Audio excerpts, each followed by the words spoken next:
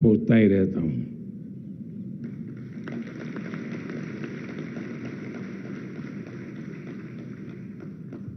और इंतजार भी करता हूं, कब मिलूंगा, कब आपके अनुभव सुनूंगा। और मैंने देखा है कि हर बार आप नए उमंग के साथ आते हैं, नए उत्साह के साथ आते हैं, और ये भी अपने आप में एक बहुत बड़ा इंस्पिरेशन बन जाता है। तो सबसे पहले तो मैं आप सबके बीच एक ही काम के लिए आया हूं, और वो है आप सबको बहुत बहुत बधाई देना।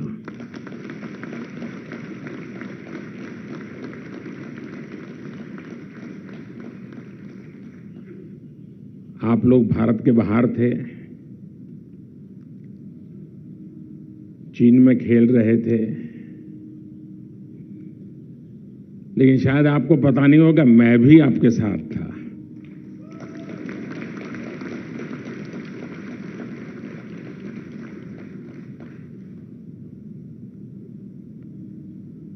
मैं हर पल आपकी हर गतिविधि को, आपके प्रयासों को, आपके कॉन्फिडेंस को, मैं यहां बैठे बैठे उसको जी रहा था।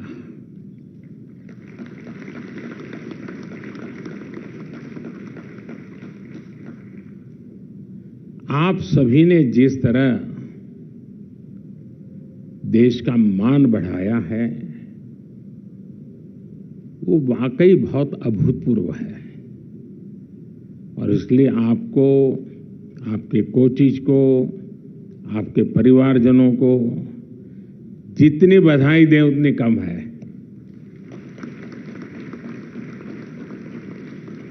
और मैं इस ऐतिहासिक सफलता के लिए आप सबका, देशवासियों की तरफ से भी बहुत बहुत अभिनंदन करता हूं, बहुत बहुत बधाई देता हूं। साथियों,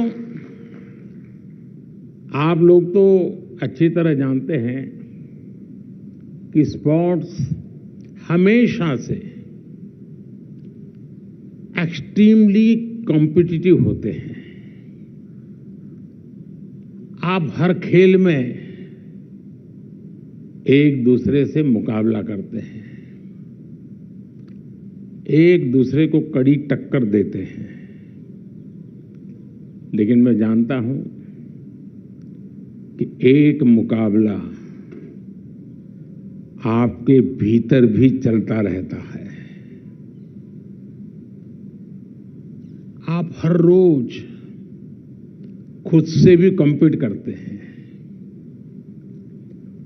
आपको स्वयं से लड़ना पड़ता है, जूझना पड़ता है, और खुद को बार बार समझाना भी पड़ता है। कभी कभी आपने देखा होगा, आप रात को मन करता है कि कल सुबह नहीं उठना है, लेकिन फिर पता नहीं क्या, कौन सी ऊर्जा है, एकदम से उठा देती है और दौड़ा देती है। अगर आपको ट्रेनिंग करने की इच्छा न भी हो, फिर भी करनी पड़ती है। और चाहे सब ट्रेनिंग सेंटर से घर चले गए हो, लेकिन कभी कभी आपको कुछ घंटे एक्स्ट्रा पसीना बहाना पड़ता है और ज्यादा मेहनत करनी पड़ती है। और जैसा कहता है ना, सोना जितना तपता है उतना ही निखरता है, उतना ही खरा उतरता है। और उसी तरह आप सब तप करके खरे उतरे हो। यहां जो जो लोग इस गेम के लिए सिलेक्ट हुए, कोई वहां से जीत के आया, कोई वहां से सीख के आया। आप में से एक भी हार करके नहीं आया है।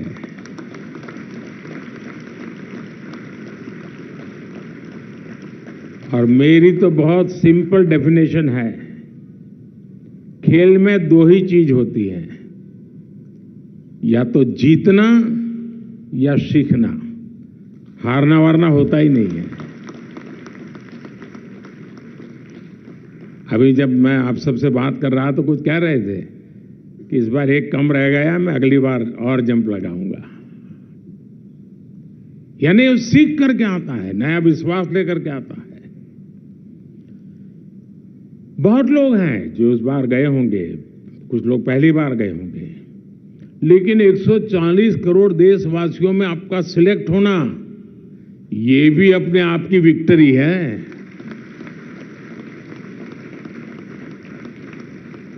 आप इतनी सारी चुनौतियों से जूझकर और मजबूत हो गए हैं, और ये आपके इस ग्रुप के रिजल्ट में सिर्फ आंकड़ों का हिसाब नहीं है जी, हर देशवासी एक गर्व अनुभव कर रहा है, एक नया विश्वास देश के अंदर भर जाता है।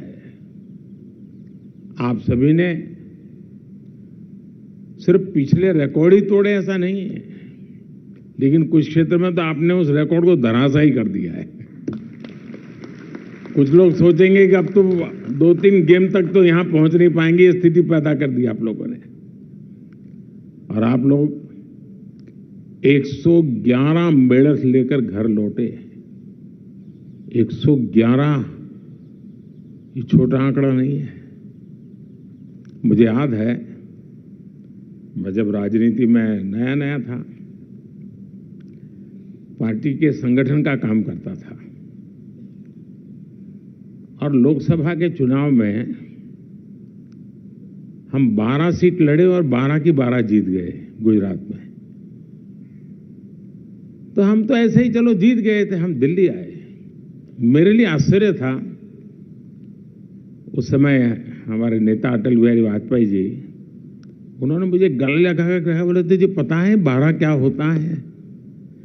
12 की 12 जीतने का मतलब क्या होता है तुझे पता है? बोले कभी पूरे देश से हम 12 नहीं होते थे, तुम एक राज्य से 12 लेकर के आए हो। और 12 जीतने के बाद भी जब तक अटल जी ने मुझे कहा नहीं, मेरा उस दिशा में ध्यान नहीं गया था।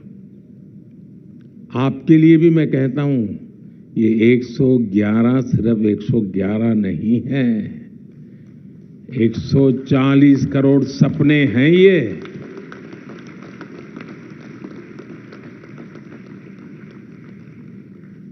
2014 में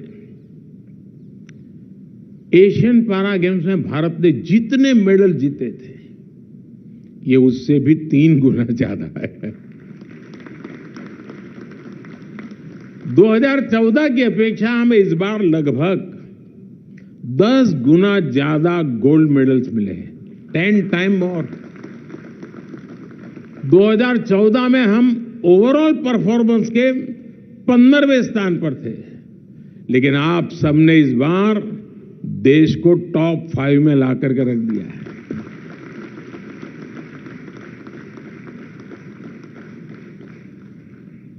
देश पिछले 9 साल में इकोनॉमी में दुनिया में 10 पर से 5 पर पहुंचा,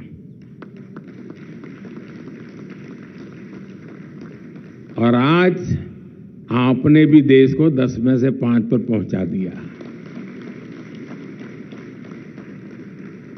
ये सब आपकी मेहनत का परिणाम है, और इसलिए आप सब बहुत बहुत बधाई के पात्र हैं।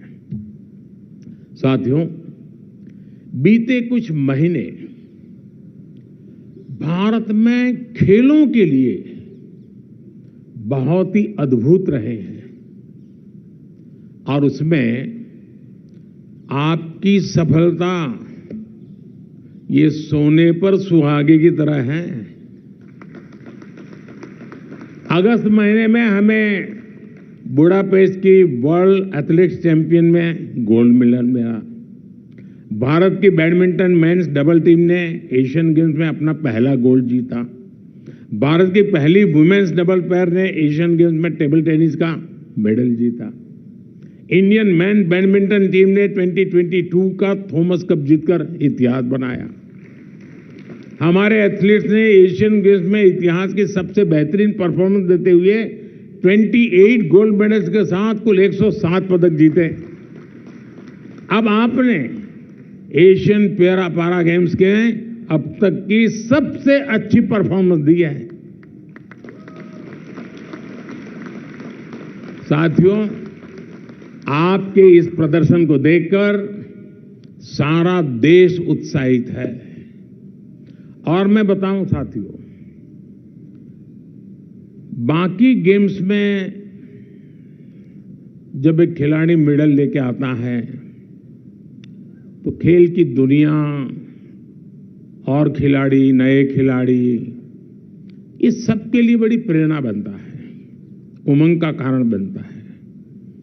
लेकिन जब एक दिव्यांग विजयी होकर के आता है ना, तो सिर्फ खेल नहीं, जीवन के हर क्षेत्र की वो प्रेरणा बन जाता है। जीवन के हर क्षेत्र के लिए वो एक इंस्पिरेशन बन जाता है। निराशा की गर्त में डूबा हुआ कोई भी इंसान आपकी सफलता को देख करके खड़ा हो जाता है कि ईश्वर ने तो मुझे सब कुछ दिया है, हाथ, पैर, दिमाग, आंख सब दिया है। अरे ये कुछ कमी के बावजूद भी कमाल कर रहा है और मैं सोया पड़ा हूं। वो खड़ा हो जाता है। आपकी सफलता उसके लिए बहुत बड़ी प्रेरणा बन जाती है। और इसलिए आप जब सफल होते हैं, आपको जब कोई खेलते हुए देखता है, तो वो सिर्फ खेल के मैदान तक या खेल की दुनिया तक सीमित नहीं रहता है। जीवन के हर क्षेत्र में हर किसी के लिए वो प्रेरणा का कारण बन जाता है। और आपने वो काम कर रहे हैं दोस्तों।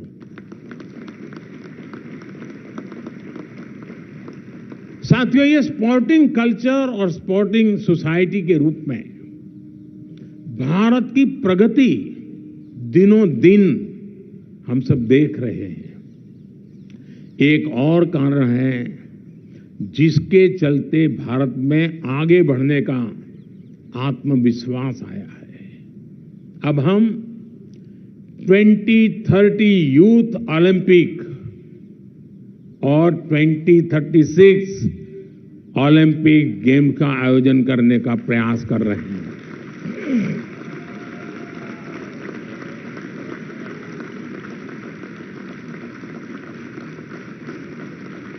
साथियों, आप जानते हैं स्पोर्ट्स में कोई शॉर्टकट नहीं होता है।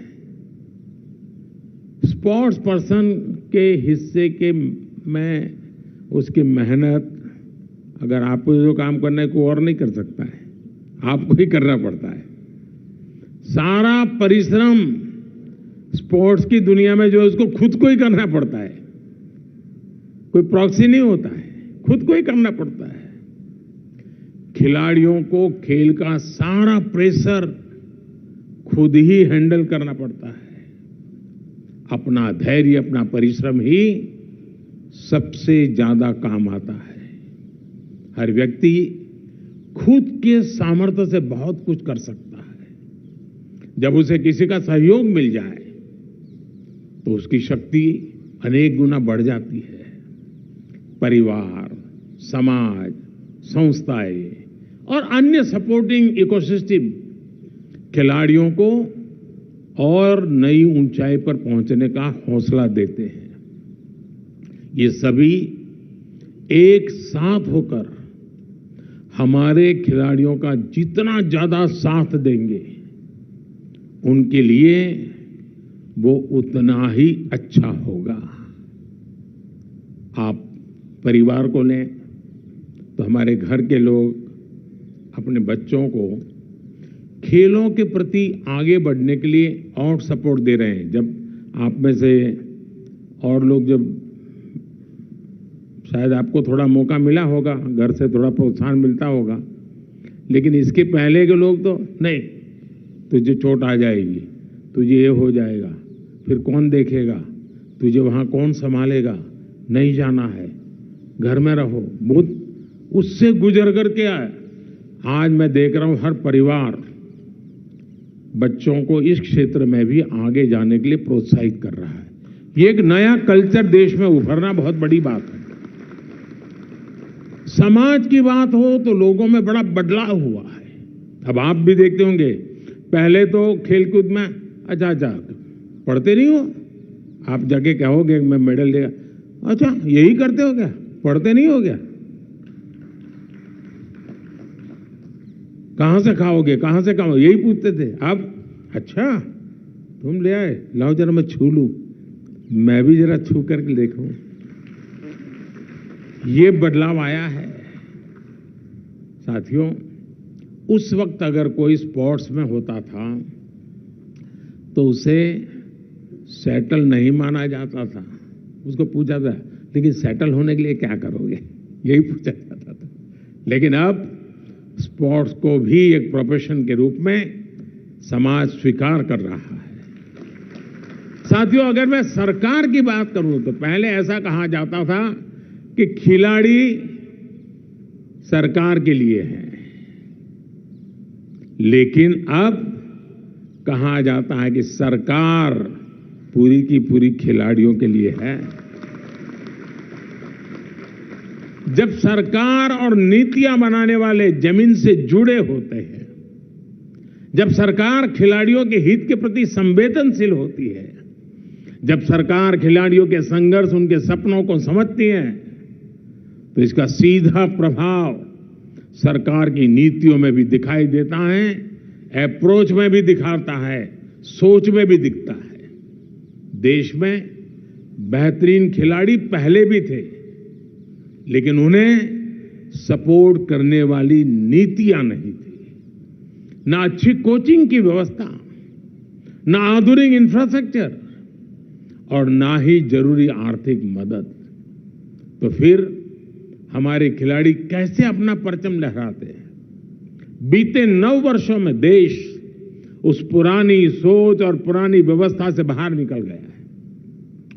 आज देश में एक ऐसे खिलाड़ी है, कई ऐसे खिलाड़ी हैं जिन पर 4-4, 5-5 करोड़ रुपए खर्च किए जा रहे हैं। सरकार की अप्रोच अब एथलेट सेंट्रिक हो है। सरकार अब एथलेट्स के सामने से ऑब्स्टेकल्स दूर कर रही है, अपॉर्चुनिटीज बना रही है। कहा जाता है potential plus platform is equal to performance. जब पोटेंशियल को उचित प्लेटफॉर्म मिल जाए तो परफॉर्मेंस और बेहतर हो जाती है। खेलो इंडिया जैसी योजनाएं खिलाड़ियों के लिए ऐसा प्लेटफॉर्म बनी है जिनसे हमारे एथलीट्स को ग्रास रूट लेवल पर खोजने और सपोर्ट करने का रास्ता खुला है।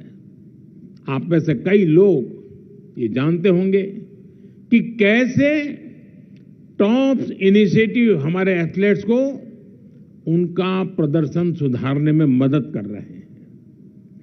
पैरा एथलीट्स को मदद करने के लिए हमने ग्वालियर में डिसेबिलिटी स्पोर्ट्स ट्रेनिंग सेंटर की स्थापना भी की है। और आप में जो लोग गुजरात से परिचित होंगे उनको मालूम होगा कि इस दुनिया में सबसे पहले प्रवेश करने का प्रयास गुजरात से शुरू हुआ था और धीरे धीरे धीरे करके एक पूरा कल्चर विकसित हो गया। आज भी वो गांधीनगर की इंस्टीट्यूट, आप में से बहुत लोग हैं जो शायद वहां पर ट्रेनिंग के लिए जाते हैं, ट्रेनिंग पर रहते हैं। कहने का तात्पर्य है कि सारी इंस्टीट्यूशंस जब आकार लेती हैं तो तब उसका सामर्थ्य पता नहीं होता है, लेकिन जब निरंतर वहां साधना होती है तो सामर्थ्य की अनुभूति देश करने लग जाता है। मुझे विश्वास है कि ये जो सारी फैसिलिटीज है, आप जैसे कई और विजेता देश को मिलने वाले हैं, मेरा पूरा भरोसा है। साथियों, 300 से ज्यादा के आप लोगों के ग्रुप में मैंने पहले ही कहा, कोई भी हारा नहीं है। और मेरा जो मंत्र है, मैं दोबारा कहता हूं, कुछ जीत करके आए हैं, कुछ सीख करके आए हैं। आप मेडल से ज्यादा खुद और अपनी लीगेसी को देखिए, क्योंकि वही सबसे बड़ी बात है। आपने जिन कठिनाइयों का सामना किया और जिस तरह उनसे उबरने के लिए अपनी शक्ति को परिचय दिया, वो ही इस देश के लिए आपका सर्वोच्च योगदान है। आप में से कई लोग छोटे शहरों, सामान्य पृष्ठभूमि और मुश्किल परिस्थितियों से निकल करके यहां आए हैं। कई लोगों ने जन्म से शारीरिक परेशानियों का सामना किया है। कई लोग दूर दराज के गांव में रहे हैं। किसी के साथ ऐसी दुर्घटना हुई है जिसने उनका पूरा जीवन बदल डाला है, लेकिन आप फिर भी अड़िग हैं। आपकी सफलता सोशल मीडिया पर देखिए, शायद किसी खेल को इन दिनों इतनी प्रसिद्धि नहीं मिलती है जितनी आप लोगों को मिलती है। हर कोई खेल में कुछ समझ नहीं है, वो भी देख रहा है, ये बच्चा कर रहा है, इसके शरीर में तकलीफ है तो भी इतना बड़ा कर रहा है। देख रहे हैं लोग, उनके घरों में बच्चों को दिखाते हैं, देखो कैसे कर रहे हैं बच्चे। गांव के बेटे बेटियां, छोटे शहरों के लोग, आपके जीवन के किस्से आज स्कूल, कॉलेज, घर में, मैदान में, हर जगह पे चर्चा हो रही है। आपका संघर्ष और ये सफलता उनके मन में भी एक नया सपना बुन रही है। आज चाहे जो परिस्थितियां हो, लेकिन वो बहुत बड़ा सोच, बहुत बड़ी प्रेरणा पा रहा है। उनमें बड़ा बनने की लालसाएं पनप रही है। हर टूर्नामेंट में आपकी सहभागिता मानवीय सपनों की जीत है, और यही आपकी सबसे बड़ी विरासत है। और इसी कारण मुझे यह विश्वास है कि आप ऐसे ही परिश्रम करेंगे और देश का गौरव बढ़ाते रहेंगे। हमारी सरकार आपके साथ है, देश आपके साथ है। और साथियों, संकल्प का सामर्थ्य बहुत होता है। अगर आप मरी पड़ी सोच से चलते हैं ना, न दुनिया को चला सकते हैं, न ही आप कुछ सिद्धि प्राप्त कर सकते हैं। आपने बहुत लोग देखे होंगे, आप कहोगे भाई जरा यहां से रोहतक जाकर के आओ, तो 50 बार सोचेगा आप बस मिलेगी कि नहीं मिलेगी, ट्रेन मिलेगी कि नहीं मिलेगी, कैसे जाऊंगा, क्या करूंगा। और कुछ लोग, अच्छा रोहतक जाना है, ठीक है मैं शाम को जाकर के आ जाता हूं। सोचता ही नहीं, वो हिम्मत करता है। सोचने का ताकत होती है। और आपने देखा होगा, 100 के पार कहना ऐसे नहीं होता है जी। एक लंबी सोच भी होती है, पूरा परिश्रम का रिकॉर्ड भी होता है, और फिर आत्मविश्वास भर करके संकल्प के साथ निकल पड़ते हैं, इस बार 100 के पार, और फिर 101 पर नहीं रुकते, 111 करके आ जाते हैं। आज जब मैं कहता हूं साथियों, ये मेरा ट्रैक रिकॉर्ड है, और इसलिए मैं कहता हूं कि हम ही हैं जो 10 नंबर की इकोनॉमी से 5 पर पहुंचे, और डंके की चोट पर कहता हूं इसी दशक में 3 पर पहुंच के रहेंगे।